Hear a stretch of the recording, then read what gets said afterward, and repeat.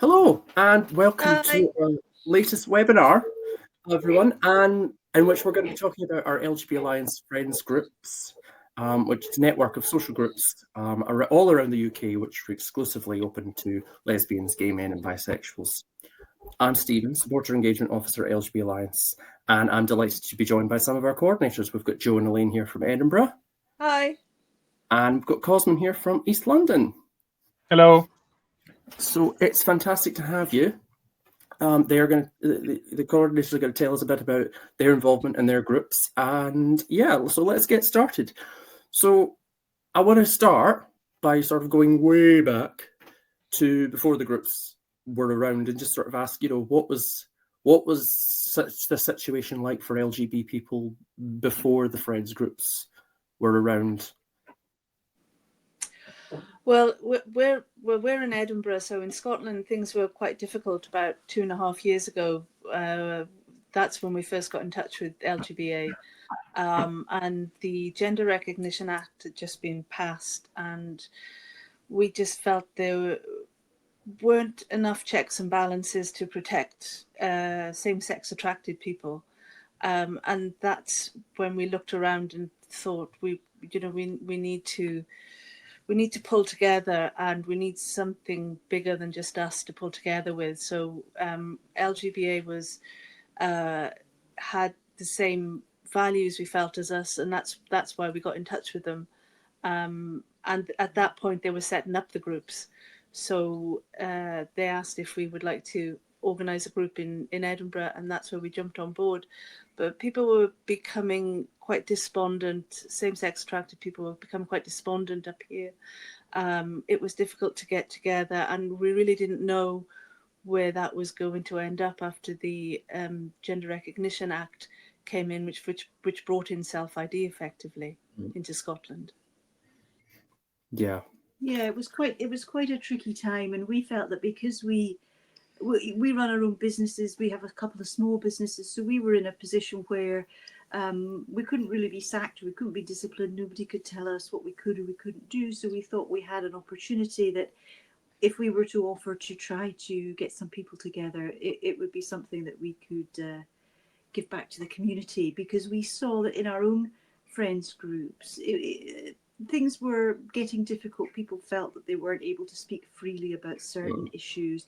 There were some divisive ideas coming up, and I suppose we were both a bit concerned about where the GRC would inevitably lead gay people, because there is a danger that if you don't have a community, a group, a social life, people that you can meet and chat to and get to know, then you can become very isolated, and we could see that might be a bit of a danger going ahead for certain people in our community. So we just thought we would try and see if we could get some people together in Edinburgh at a time when things were pretty intense in Scotland. With the help of LGBA, because it's you guys that everyone came through. You directed them to us, but it wasn't something we could have done on our own. It was something that we needed the LGBA's help with and support, and it's been really successful. Oh, we're very glad to be able to do that, and we're really impressed with the success in Edinburgh and around the country. Cosmin, what about yourself? I mean, you have a sort of different story as to how you sort of take over as a group coordinator, but what did you think of the situation before the group? Yeah, I mean, there was obviously in London, there's a very well-established scene. The LGB and then the other letters scene as well, and I feel it felt a lot like you had to be very careful when you went to events that were labeled as LGBTQ plus, and then with the yearly update of what you're going to say and what you believe, and it was a bit tense. I mean, as we know, most people believe that sex is binary, in the UK at least, and there's quite a lot of gay men who believe that sex is binary as well, and gay men have sex and they know what that is, so so it's this. you can only pretend that something is not real for so long until it starts to get exhausting, until you start to say, can't I just say that, sex is binary, and at the same time say that, there are people who feel uncomfortable with their sex, and, they deserve, as much support as is reasonable, but that doesn't make them the other sex. Isn't it okay to just say that? So I think that's sort of where the group came from. Obviously, the East London group where I'm from, that I currently co-coordinate together with a lesbian, it was founded by a couple of lesbians. And as a gay man, I learned so much from them. And I learned so much from the lesbian members of our group. So our group is, I think it's 2-1 lesbians to gay men, and some of them will be bisexuals as well. So there is a lot of learning. Each group learns a lot through each other, and I think had it not been for the friends group, there would have probably been little to no contact between myself and other gay men and lesbians, and for us to have the opportunity to learn, more about women's rights in general, and then in particular the challenges that lesbians are going through. So having this social space has been, and it continues to be, an absolute joy. And we have a laugh every time we meet. We have some very feisty people in our group who have very dry senses of humor, and it's just lovely to be able to be with people and not constantly be on the lookout for the next thing to be offended by, and just breathe and just be natural. So yeah, I think that's a lot of what it was like before and what we've discovered since. Yeah. So I guess then the question is, from what it was back then, and obviously the group's being part of this, but how has the situation moved on to where is it now, really, for your group and just in general? Well, I mean, I'd say we started off with 2 members in our sitting room, and now we've got 47, and we've got a pretty good mixture of men and women, lesbians, gay men, and bisexuals. And as Cosmin said, I mean, I found one of the things that's been very interesting is that we all learn from one another's experiences and our histories. Some of us are old, some of us are younger, and we've all got a very interesting patchwork of experiences that we can talk about. I mean, I think a lot of gay people have perhaps had a difficult family background, and so there's something that we can get support from one another when it comes to that. Also, as we're getting a little bit older, it's nice to be able to speak to people who have experienced different types of history and different circumstances. We've got, I think, about 5 bisexual people in the group as well, and it's very interesting because you fully understand that people have got their own experiences, that they face their own particular difficulties, and these are all very unique to everybody who is in the group. And it is nice to be able to find an open space where you can talk about all of these things without being without feeling that you're being silenced or you're being judged or that anybody's being critical of you, or that there is a political agenda that you're having to covertly agree or disagree with. I mean, we've all got opinions, and I suppose one of the things I think I've probably done wrong in the group is maybe express my opinions too much, because I think when you're a coordinator, you are in a position where you want to encourage everybody to talk, and sometimes I've been a bit too bossy or a bit too didactic or something like that, and it's maybe not helped. But I think one of the things that's come from that is that we've formed a sort of ideas group, because not everybody in the group is interested in all the same things. So we have an ideas group for people who want to talk about the politics and the other stuff that's going on, and then we have a film group and a book group, and we do Just social things stuff and social stuff. And one of the things that's also been nice is that people who knew one another before reconnected with old friends through our group, and it was lovely to see that happen, actually. Yeah. So they that was got a in nice touch thing. independently and then met each other in the group. So that was really good. And the group's big enough now. It's been going for 2 years, just over 2 years. It's big enough now that people make friendships within the group, and they go off and do things together. And we still meet as a group, and we have a WhatsApp group that we all chat on. But it's just people have different interests, so they meet each other at the social events, and then they meet up afterwards if they want to, and everyone's free to do that. So it's really nice, easygoing, friendly group. We cover Glasgow as well. We started getting people from Glasgow straight away, and there still isn't a group organizer in Glasgow. So we do the both cities, the two big cities, and we've more Edinburgh folk than Glasgow. So we meet up in alternate cities, and at the end of the month we've got a picnic in Glasgow. So people from Edinburgh head over to Glasgow, and people from Glasgow come over to the Edinburgh meets up. So it's really nice, really easygoing. Fantastic. Oh, fantastic. Cosmin, did you want to? Yeah, I think one of the things that there's a couple of things that I'm thinking about that I really like about our group. First of all, just like Jo and Elaine said, there is a wide breadth of experiences and opinions on life. So in our group we've got and this is not something we poll for. I don't know this. I don't have a form with this. I just know from the conversations we've had, because we do have a lot of social events where we talk and we go into everything. And so we've got atheists in our group, we've got Christians in our group, we've got Muslims in our group, we've got Jews in our group, and there's conversations between everyone and everyone talks.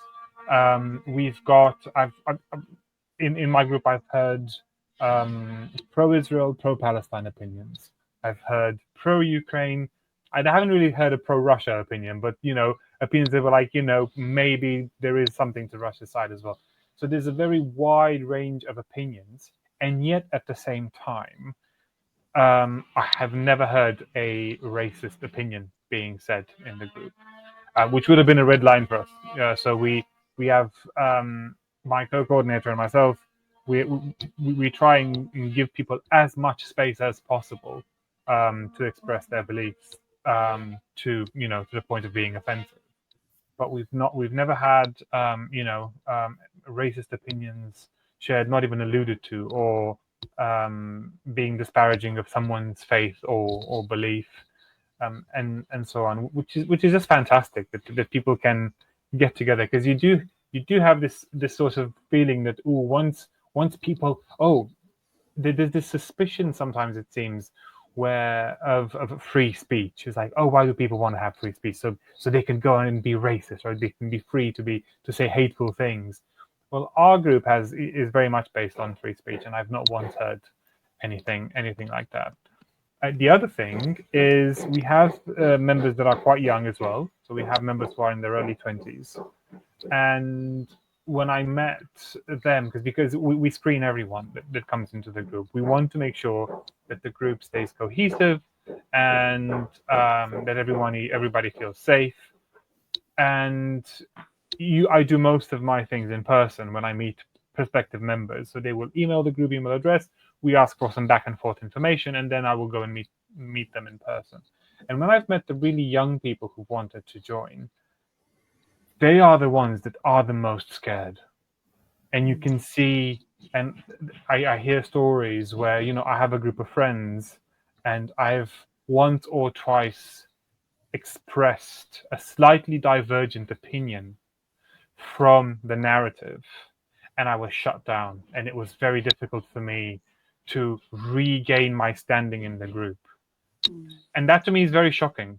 To me, it's very shocking that you can have a group that is supposed to be, inclusive or whatever terms they use nowadays.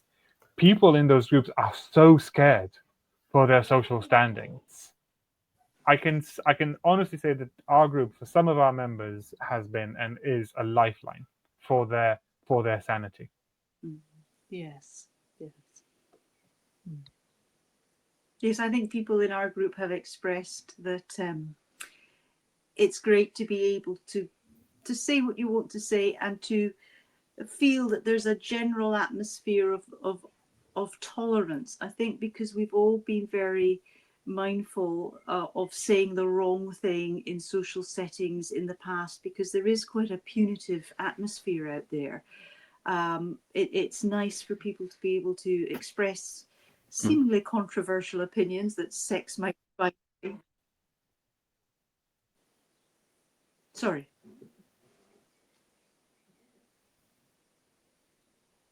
Oh, Cosmin's mute. Yeah, I mean, I'd back that up. I mean, you know, for us coming on top of, you know, for gay people coming on top of being in the so-called closet for years, and you know, it being difficult in the we're children of the 80s and 90s. You know, you had a few years of it being okay to just be out and be yourself, and then this came along, and you have to censor yourself again.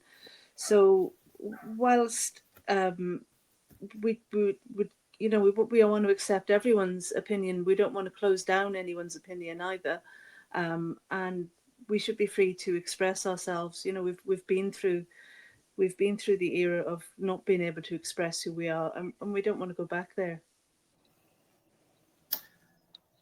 So what I'm getting is that the groups are a safe space for free discussion and free thought, and that's a good thing. And you know, as Cosmin said, there's never that it doesn't result in the horrible sort of this silly idea that free free discussion is going to descend into nastiness. Yeah. That doesn't really happen. So it's great to hear. I don't want to paint just a fluffy picture of the groups completely. I just want to know, you know, are there any challenges that you've faced as coordinators or that your groups have faced?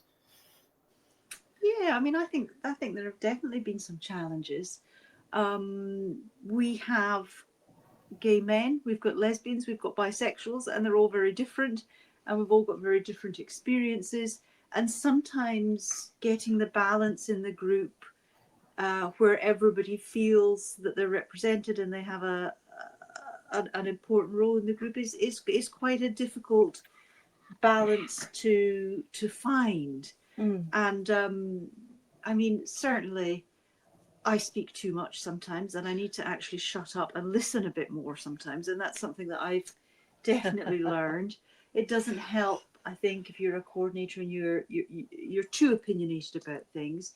I think one of the things that's really nice is that we get the chance to learn from other people and to grow and to widen our knowledge and our understanding, and that's been really useful. And I think we all appreciate that from everybody else in the group, and we are lucky because we've got very sensitive, very thoughtful, very kind and generous people in the group, in that they will listen, respond, and be very I suppose inclusive is the word.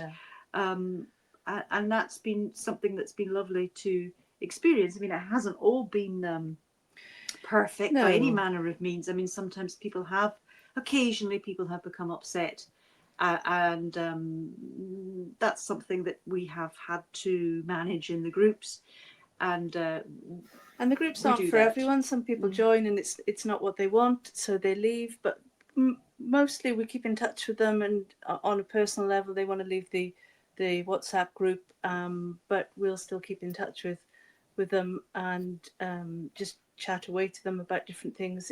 We've invited them to the LGBA Big Night Outs that we've had, and we try and coordinate with the other groups in our area as well, to try and not clash, because some of our members are members of other groups, so we try not to clash. We keep in touch with the others, and then if we could do things together, we try and do things together as well, so that we've just got a really good community forming in Edinburgh and Glasgow. And we keep in, there's a couple of other groups in Scotland as well. We keep in touch with them, and we all invite each other to our events, and make sure everyone's included. Yeah, that's been nice, because some of the parts of Scotland are quite far flung. We've got a member in Skye and Dumfries and Galloway, and we have different we have a chat for everybody who's in Scotland, and some of the people from further, more rural areas will occasionally come to some of our city meetups, which has been something that's been nice to link people from further afield. Also, I mean, for me, I've been very appreciative that gay men have been so understanding and thoughtful about the issues that lesbians face. And I think it is useful for us both, because we can understand that gay men need their own safe-sex spaces as well. There is a parallel going on there because of the importance of, if you take, for example, what's happened with the Men's Shed charity recently, men need to have their own same-sex spaces, and we can find a resonance with that between gay men and lesbians. And there's a lot of things that we have in common, despite some differences, that are actually very helpful. And I think it's been nice to connect with gay men as lesbians, and to just understand that we're all in this fight together. I think it's been helpful. I think some challenges that we've had. I think the biggest challenge, like I said, we try and give people as much space to talk, but there are red lines. So we had to remove someone at one point because the conversation became a bit heated between two members, and one member name called another member. And that was a step too far for us. So that was a difficult moment, and it wasn't a decision that we've taken lightly. And we did wish the member all the best. I said, look, it's just not in this chat. We just can't have that. So we have to say this. And we also have, just like Jo and Elaine was saying, people who don't want to be on the chat, but we still keep in touch with them. So we have a number of members, quite a few actually, who, when we do organize group events, most of the conversation and organizing and planning happens on the group chat. But then once the details are fully decided on the group chat, and that's where we run polls, which date will be the best for most people, which location would you prefer, and so on. And once the final decision is made, we will also email the people who don't participate in the conversation just to tell them, look, this event is taking place on this date in this place, if you'd like to attend. So we have members who don't want to be on group chats, and I totally understand them to some extent, because I'm on way too many group chats, and it's impossible to keep track of everything. So that's definitely a challenge. And then another small challenge, I think, as a coordinator, is that you have people. At one point, we were doing a lot of. Granted, it was the cold season, so there was very few options for things to do as a group, other than let's meet in the pub. So we had members saying, "Why do we always have to meet in the pub?" And so a challenge, I think, has been to encourage members to organize their own events or to come up with event ideas. So the coordinators do not have a monopoly they don't have a monopoly on speech within the chat. They don't have a monopoly on organizing events. They don't monopolize or steer the conversations in any way. We just provide the space, and then people participate in each in their own way. So I think that's also been a bit of a challenge to get people to take the initiative and organize events. Although we have managed to, so we've had members who have organized events by themselves. We had a very lovely walk, I think, in the Walthamstow area. There's some wetlands there, and a member of ours who owns a little dog, she organized the walk, and I think it was a bit too long for some of our members. But yeah, it was a nice walk, and people brought snacks and stuff. So that was a successful event organized by a member. I think those are the main challenges that come off the top of my head. Yeah. I mean, like I say, that it can't all be perfect. It can't be all perfectly easily, but actually, the challenges are sort of expected with social groups. There's always going to be something that just needs a bit of working out. But I think that's true of every social group, probably. So I mean, Cosmin was talking there about activities. I guess every friends group is different, but do you have any sort of examples of sort of activities other than pub meetups? I mean, I think Jo and Elaine, you've mentioned earlier that you've got different groups for different kind of things, but what other kind of activities do the groups do? So we've got a few sort of subgroups that people can join. So we've got a book group, a film group, an ideas group, so we can chat about things. What else do we have? Well, weather permitting, and it's never easy to find that in Scotland, as you know. But we've had an attempt at a picnic in Princes Street Gardens, but we kind of got rained out, and we're going to try that again later on next month, I think. Yeah, we've got a member in Glasgow who is hosting. Well, I was calling it a barbecue, but I think it's just a sort of picnic in her garden in Glasgow at the end of this month. We have another member who also co-hosts. He hosts as well in Glasgow, so he's done some meetups in his house. We've got people who are offering to host their own film night for us as well, because we've done a film night at our house, but now some other members are going to host at their house, which is really nice. And one of the things we've spoken about, which I would quite like to do, is have a games night where we can play Trivial Pursuits or, Scrabble or anything that people are feeling like they want to do. Charades is always fun, but we had a Christmas party where we played Skittles. Yeah, that was good. The oldest pub in Edinburgh. Yeah. We've got some Jenga, which we can take to the picnics. We do take Jenga quite a lot. Thrilling. Everyone likes Jenga. Yeah. I think an away day is something we've been thinking about, isn't it? Yeah, so maybe go for a walk somewhere in the countryside, but we haven't done that yet. But we have met up in Portobello Beach and gone for a walk with some people who have doggies along Portobello Beach, which isn't too far from the centre of Edinburgh as well. So we've done a few different things. The ideas group is coming. It's working out a way to maybe start supporting some of the older members of the group. We've got. We're just beginning to think about that. We've got all different ages in the group, but I think some of the older ones who are a little bit more isolated want to find a way of supporting each other without having to go out and be social. So we're playing around with that idea at the moment, and we haven't come up with anything firm, but our next ideas group next month will be discussing that. So we'll update you on it when we know a bit more. Very good. Cosmin, you did one recently that I attended. It was very good, but you could maybe talk to that and a few others. Yeah, so I think just like Jo and Elaine were talking about how there are multiple groups in Scotland that sort of collaborate, there are multiple groups in London as well that collaborate. So our group, the things we've done most have been pub meets, which can also be outside. We've done nature walks. We've attended a local community fair. We have done a movie night. We did, was it last year or 2 years ago?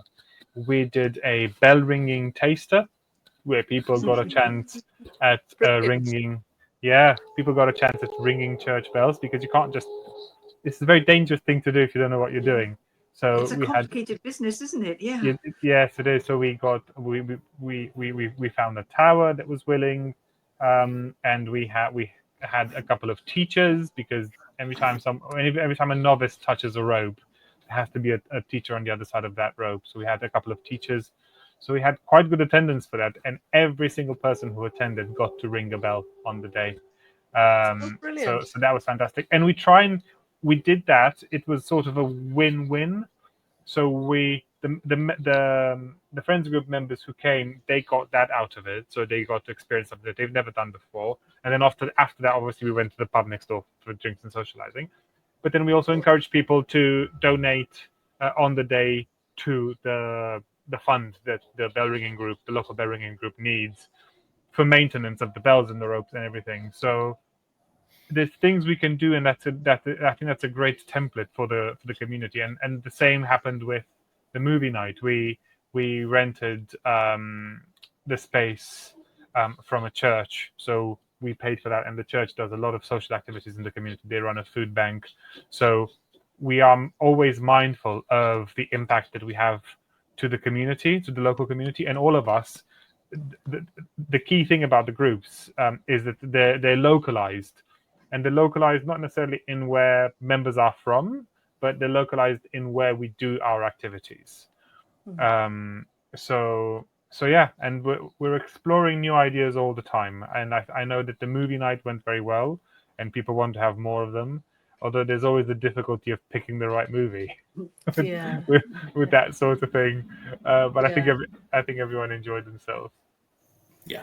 I forgot to mention, really importantly, we've had 2 big night outs supported by you, Stephen, and the LGBA, and funded by you guys, and they've been really appreciated. We had one in Edinburgh in I think the autumn of last year, and then one in the spring of this year in Glasgow, and they went down really well. I mean, who doesn't love a gay disco? Yeah. It was brilliant, and we invited as many other groups as we could, and everyone was really appreciative of the LGBA supporting that space and putting the event on. So that was great, and I'd recommend any other group to do it. It was really good. We had great fun. Yeah, I mean the movie night that we did in East London was also supported by LGBA. So yeah, we try and run things independently, but when it's not possible, then yeah, it's been great to have support from LGBA. Yeah. I mean, we desperately want to support the groups as much as we can, because I mean, I'll go into this later, but to us, I think that friends groups are the thing we hold up and say, look what we've done, look what these people, wonderful people, have done with our help, and we really, you are the crown you are the jewel in our crown. You are absolutely. So I guess kind of the question, I mean, I think we've sort of worked out from what you said, what the group members get from being in group. But my question is more a personal one. What do you as coordinators get from having your groups? Friends. Lots more friends. Yeah, we've made really nice friends. We've met a lot of very interesting, kind people. And I think we get a sense of what community means as well, and what community means as gay people, because I mean, Jo grew up in the South Wales Valleys in a very working class area. I grew up in a very religious family in the north of Scotland. Community means different things for different people and at different stages in your life, but I think for us we found that we have met a community that we feel that we belong to and that we feel very much part of, and that's been a lovely thing for us to discover. Yeah, it has. Fantastic. One of the things that I get is I really enjoy seeing people come to our groups and seeing them arrive, the people who come to an event for the first time, and they're quite shy at the beginning and a bit scared even, like, is this going to be safe? Is this going to be okay? And then by the end of it, they're the life of the party, and you can just see them having, left their hair down. We even had a chat inside the group recently about the fact that there's people. So we have people in the group, and you had, this is a very common, especially for amongst our young members, people who say, look, I've suffered through. I've had personal problems with gender dysphoria, for example, and it's a very common thing. I mean, a lot of gay men and lesbians, especially in puberty and in adolescence, will have struggled with gender incongruence of some fashion, and they are welcome in our groups. And we've decided as a group as well that if ever we had a transitioner, or even someone who by trans understands the fact that, hey, I am struggling with accepting my sex, but I understand that there are only 2 sexes and they are unchangeable, they would be welcomed in our groups, and everyone is on board with that. It's for us, the group is what it says on the tin. It's for lesbians, gays, and bisexuals, and by that we mean same-sex attraction. As long as someone is attracted to the same sex and understands what sex is, they are welcome aboard. Yes, we would agree with that as well. Definitely. Cosmin, yeah. Excellent. Fantastic. Well, thank you. I mean, thank you, obviously, from LGB Alliance, thank you for running your groups, and thank you for all the work you do a lot, but also thank you for being part of this webinar, and it's been great to hear your perspectives on the groups and on this, how they've. It's great to hear their stories and your stories. And I think we've demonstrated, how much fun the groups are and They are. And great the groups are. So I just want to say to the people watching, if you're LGB and you want to join a friends group, then all the details are on our website that you can get in touch with your local group. And if there isn't a local group, then get in touch with me, LGB Alliance, and we can talk about maybe setting one up. But thanks again, Jo and Elaine and Cosmin. It's been great having you.